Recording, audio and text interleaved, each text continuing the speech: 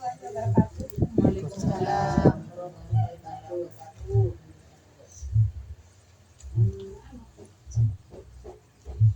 Alhamdulillahirabbil alamin wassalatu wassalamu ala asrofil anbiya'i wal mursalin sayyidina Muhammadin wa ala alihi wasallam. Pertama-tama marilah kita panjatkan puji syukur kehadirat Allah Subhanahu wa taala yang telah memberi kita nikmat dan hidayahnya kepada kita semua. Sehingga kita dapat berkumpul di sore hari ini dalam keadaan sehat walafiat. Kedua kalinya salawat beserta salam semoga tetap tercurah limpahkan kepada junjungan kita yakni Nabi besar Muhammad sallallahu alaihi wasallam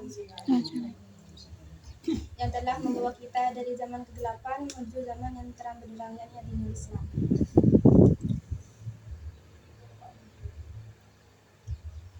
Pada kesempatan ini saya akan menyampaikan sedikit ceramah yaitu tentang salat.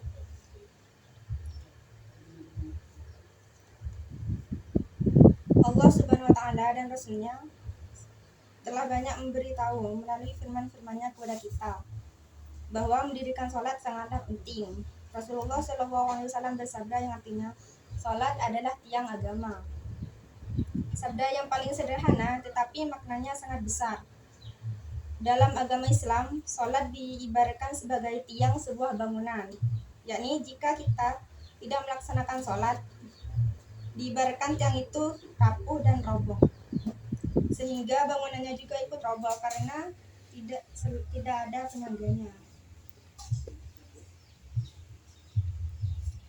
Rasulullah Shallallahu alaihi wasallam bersabda yang diriwayatkan oleh Imam Bukhari yang artinya seandainya mereka tahu pahala salat subuh dan asar, niscaya mereka akan mendatanginya meskipun dengan merangkak.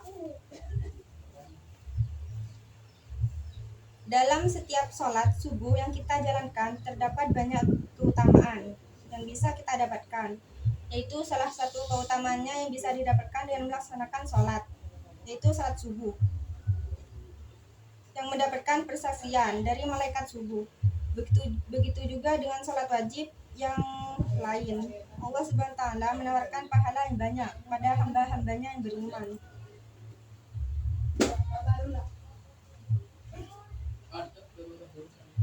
Salat merupakan salah satu bukti seseorang beriman terhadap Allah Subhanahu wa taala.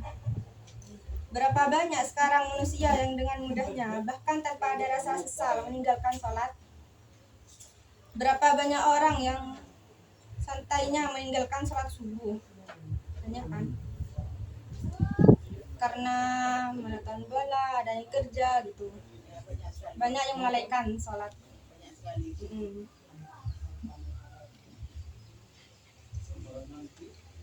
Dalam sebuah hadis sahih menjelaskan bahwa yang membedakan antara orang mukmin dengan orang kafir itu yaitu dengan salatnya. Kan kalau orang kafir itu enggak salat.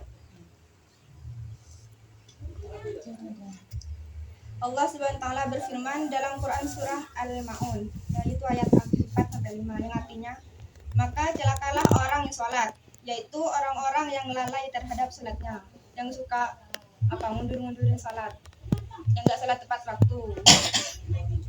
Ya, ngenteng.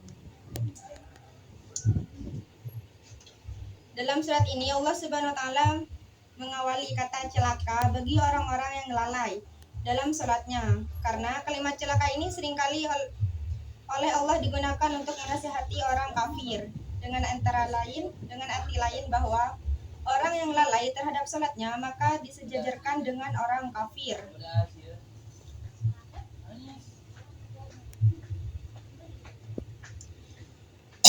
Ada juga perintah salat yang dilakukan dalam perjalanan Isra Mi'raj yang membawa Nabi Muhammad SAW terbang ke langit Sirajul Muntaha. Perintah salat sifatnya berproses dan berkelanjutan, di mana pada awalnya ada 50 waktu sehari semalam salat, kemudian terus disederhanakan menjadi 5 waktu saja dengan pelaksanaan yang sudah disesuaikan ya zuhur, asar. Awalnya itu 50, jadi disederhanakan menjadi 5 waktu. Dan berat hukumannya bagi orang yang telah meninggalkan sholat.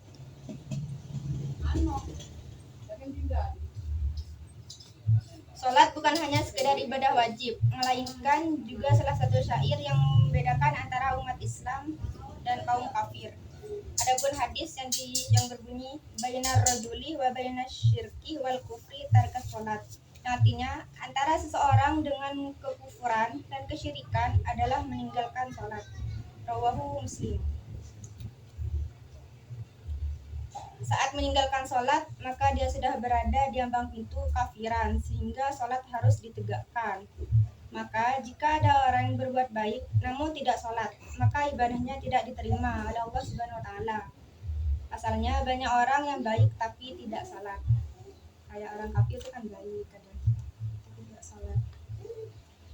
Jadi untuk itu sebaiknya kita menjalankan ibadah sholat 5 waktu dengan baik, sehingga amalan kita sepenuhnya diterima oleh Allah.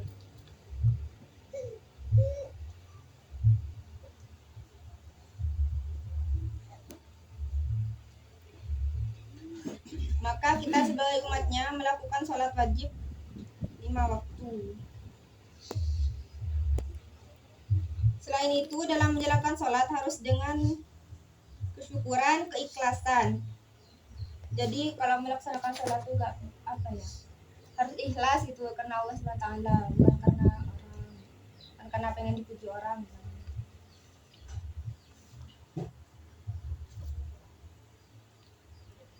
Di sini juga ada wasiat dari Nabi Muhammad tentang sholat. Itu yang pertama, apabila engkau hendak sholat, maka bayangkanlah bahwa ini adalah sholat terakhirmu. Hendaklah perbaiki sholat, sempurnakan rukun-rukunnya seperti ruku dan sujudnya, begitu juga dengan sunnahnya. Barang siapa mengerjakan sholat dengan baik dan benar, maka akan menjadi perisai untuk mencegah sifat keji dan mungkar.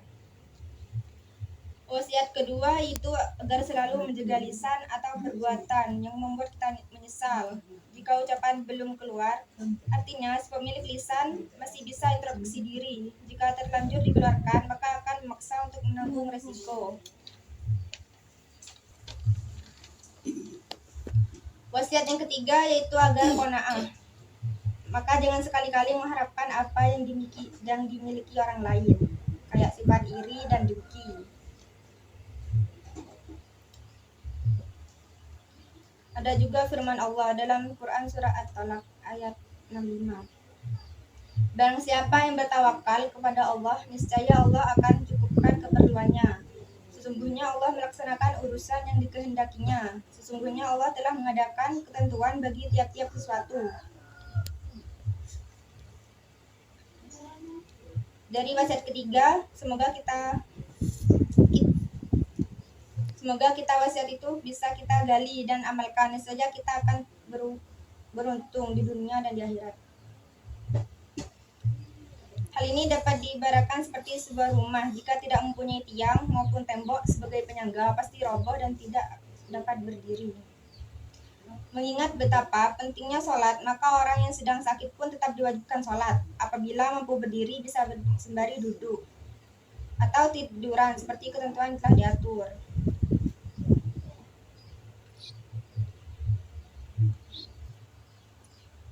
Sholat tidak hanya menjadi suatu kewajiban saja, melainkan juga sebagai bukti keimanan seseorang kepada Allah. Itu pada Quran surah Al-Ma'un ayat 4-5 yang berfirman, celakalah mereka yang sholat, yaitu orang-orang yang telah lalai dengan sholatnya.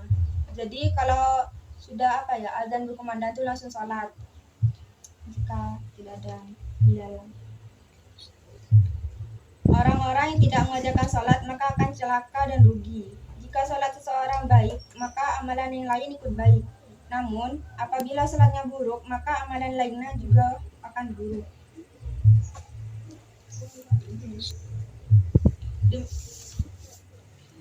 Demikian yang bisa saya sampaikan. Semoga Allah Subhanahu wa Ta'ala memberi kemudahan kepada kita untuk selalu menjalankan sholat dengan baik sesuai tuntunan agama. Amin. Amin. Sekian dari saya. Assalamualaikum warahmatullahi wabarakatuh. Waalaikumsalam.